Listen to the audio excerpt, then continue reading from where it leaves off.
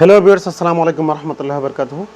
আমি আজকে খুবই গুরুত্বপূর্ণ একটা বিষয় নিয়ে আপনাদের সামনে হাজির হলাম। সেটা হচ্ছে নোয়াখালীতে বাংলাদেশ আওয়ামী লীগ, ছাত্রলীগ, যুবলীগের যে একটা মিছিল এবং শোডাউন দেখতে পেয়ে পুলিশ পিছু হটতে বাধ্য হয়েছেন। অনেকে বলেছেন পুলিশ ওখান থেকে সরে গেছেন। সেই কথাটা কিন্তু অনেক পত্রিকাতে এবং জাতীয় দৈনিকগুলোতে কিন্তু কয়েকটা পত্রিকাতে সেই খবরটা প্রচার করেছেন। সেটার মাধ্যমে আমরা বুঝতে পারি যে ঘটনার সত্যতা আছে।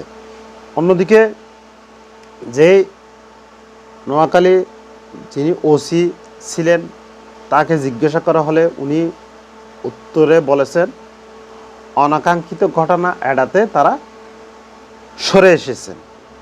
তো এটার মাধ্যমে বোঝা যায় যে ছাত্রলীগ যুবলীগের একটা স্পেস এই সরকার দেওয়ার চেষ্টা করতেছেন। যদি আইনশৃঙ্খলা বাহিনী চায় তাহলে কিছুই করতে পারবে সেরকম কিন্তু বিষয় না। আইনশৃঙ্খলা বাহিনী যদি চাইতো, ঊর্ধ্বতন কর্মকর্তারা যদি চাইতো তাহলে কিন্তু নিশ্চয় এই মিছিলটাকে ছত্রভঙ্গ করে দিতে পারতেন পুলিশ। কিন্তু পুলিশ জানতো, পুলিশ জানে, পুলিশ ওই ঘটনার স্পটে ছিলেন, এরপরেও কিন্তু পুলিশ সরে এসেছেন। এটার মাধ্যমে বোঝা যায় যে বাংলাদেশের বর্তমান সরকার যে মিছিলগুলো রিসেন্টলি হচ্ছে, আওয়ামী লীগ যুবলীগের যে মিছিলগুলো হচ্ছে এবং অনেকগুলো মিছিল হচ্ছে, চট্টগ্রামও দেখছি বড় বড় একদম শোডাউন হচ্ছে, সেটা কিন্তু সরকারের একটা গ্রিন সিগন্যাল আছে। না হয় সরকার ইচ্ছা করে বাধা দিচ্ছেন না। কারণ হচ্ছে যদি বাধা দেওয়া হয় তাহলে কিন্তু পরিস্থিতি নিয়ন্ত্রণের বাইরে চলে যাবে। এই কারণেই কিন্তু তারা সরকার ইচ্ছা করেই পলিটিক্যালি যাতে মুভমেন্ট হয়, পলিটিক্যালি সমাবেশ যেগুলো গণতান্ত্রিক চর্চা, সেগুলো যখন আওয়ামী লীগ করতে পারবে তখন কিন্তু তাদের যে সরকারের প্রতি যে একটা অ্যাগ্রেসিভ নেগেটিভ মনোভাব সেটা যাতে ক্রিয়েট না হয়, সেই কারণে মূলত অনেক বিশেষজ্ঞরা মনে করতেছেন এই স্পেসটা সরকার নিজেই করে দিচ্ছে। যেহেতু বিএনপির অনেক দায়িত্বশীল নেতা মহাসচিব মির্জা ফখরুল সাহেব বলতেছেন সব দলের সভা সমাবেশ, জনগণের কাছে যাওয়া, সেটা সব দলের জন্য উন্মুক্ত থাকা দরকার। যদিও উনি স্পেসিফিক করে আওয়ামী লীগের নাম কিন্তু উল্লেখ করেন নাই, কিন্তু ইশারা ইঙ্গিত কোন দিকে যাচ্ছে সেটা কিন্তু আমরা দেখতে পাচ্ছি।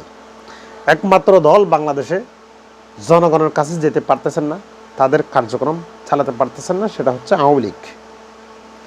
এই আওয়ামী লীগকে যদি ছাড় দেওয়া হয় তখন বিএনপি এবং সরকার মনে করতেছে তাদেরও একটা লাভ আছে। যদি এভাবে চেপে ধরা হয় তাহলে কিন্তু একটা সংঘর্ষ সৃষ্টি হওয়ার সম্ভাবনা আছে। সেই সংঘর্ষ যাতে সৃষ্টি না হয়, সব দল যাতে স্বাভাবিক কার্যক্রম চালাতে পারে, সেরকম একটা ছাড় হয়তোবা বিএনপি দেওয়ার চেষ্টা করতেছেন এবং বর্তমান সরকার দেওয়ার চেষ্টা করতেছেন। সেই ঘটনার মাধ্যমে কিন্তু আমরা বুঝতে পারি। অন্যদিকে চট্টগ্রামে কয়েকটা শোডাউন হয়েছে এবং একদম আগ্রাবাদে প্রশাসন ওখানে কিন্তু সবসময় থাকে। যেহেতু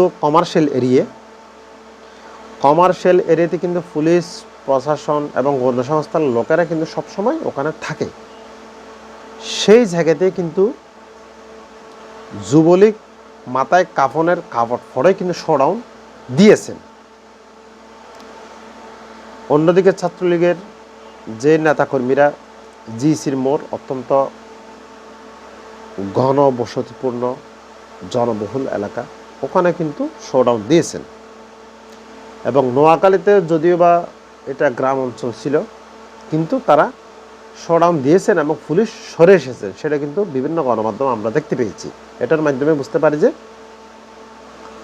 অতি শীঘ্রই বাংলাদেশ আওয়ামী লীগ, ছাত্রলীগ, যুবলীগের নিষিদ্ধের কার্যক্রম যেটা আছে সেটা হয়তো উঠে যাবে, না হয় এভাবে থেকে সরকার যে তাদের সভা সমাবেশ মিছিল মিটিং সেগুলোকে কোনো বাধা দিবেন না, সেরকমই অনেকেই মনে করতেছেন। এরকম যদি দ্বিমুখী মোটামুটি সরকার থাকে তখন কিন্তু সেটা সরকারের লাভ। সেই কথাটা কিন্তু অনেক বিশেষজ্ঞ মহল, উচ্চপদস্থ যারা রাজনীতিবিদ, রাজনীতি বিশ্লেষক, তারাও কিন্তু এই কথাটা মনে করতেছেন। যেহেতু বাংলাদেশ আওয়ামী লীগকে বড় একটা রাজনৈতিক দল, তাদেরকে চেপে ধরা সম্ভব নয়। প্রত্যেক দিন অন্তত 10টা করে মিছিল হচ্ছে। সবাই সুস্থ থাকবেন, ভালো থাকবেন। আল্লাহ হাফেজ।